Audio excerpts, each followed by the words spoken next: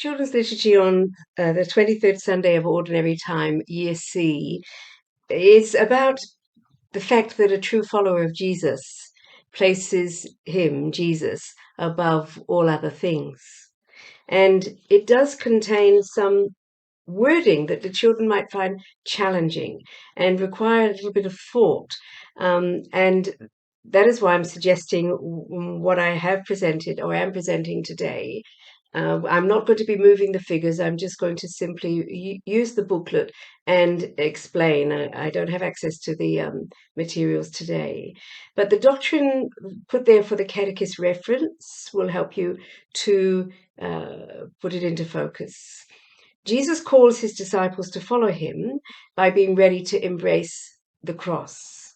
When he speaks of hating mother, father, wife, children, brothers, sisters, and one's own life, the term hate needs to be understood in its original context. In other words, how it was used by the Jewish people. It covered a number of possibilities. Jesus, in this case, is intending to make it clear that honoring God and God's plans for each person necessarily involves placing him, God, and subsequently Jesus himself above all others, ultimately, even family and oneself. So the materials needed, I'm suggesting, that would be powerful and effective would be quite a few of the dioramas, 4 in fact I've suggested here. You could use more if you like, but the idea would have them displayed, appropriately set up, so that you can just turn to them and point to them and draw the children's attention towards the broader picture of how Jesus spoke and what he taught. So you would have the gospel characters placing the women and the children close to Jesus. You'd have some Cenacle characters, the apostles basically, also placed in there with them. And they can be placed quite close to Jesus, bearing in mind that they were saying to him, tell the children and their mothers to go home. And Jesus says, no, let them come to me. And he blessed them, etc. So anyway, have the gospel character set up in that kind of a way. Then the parable of the forgiving father could be effective because the father is so willing to forgive his son after he has really misused the money that and the inheritance that was given to him. And then the wedding at Cana, where Jesus actually listened to his mother's wishes and was ready to perform his first public miracle there and then through her request. You might also have a crucifix because Jesus at that moment was also speaking to John and Mary, and he entrusts Mary to John for care in his own home. So these are the ones that occurred to me. So the presentation would proceed like this. Firstly, you have the booklet that's downloadable, of course, with this presentation. So here's how it would go. You have the dioramas in place, and you'd begin by saying this. Jesus calls his disciples to follow him by being ready to carry the cross. He even speaks of hating father and mother and wife, children, brothers and sisters, and one's own life in order to follow him. And these do seem like very hard words, but the word hate could mean several things in Jesus's language. And he often spoke about loving and caring for everyone. And that, of course, included family.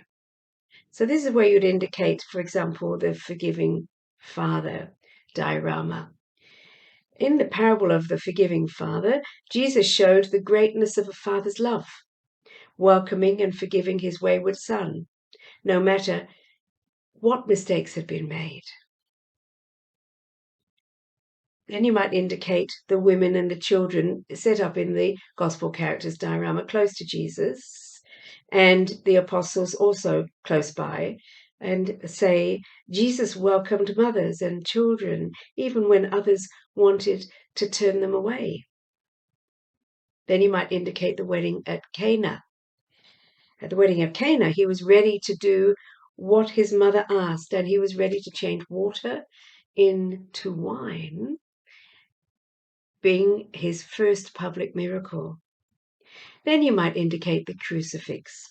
And when Jesus was dying on the cross, he entrusted the Apostle John to take his mother into his own home to continue to care for her, as no doubt Jesus had cared for her himself.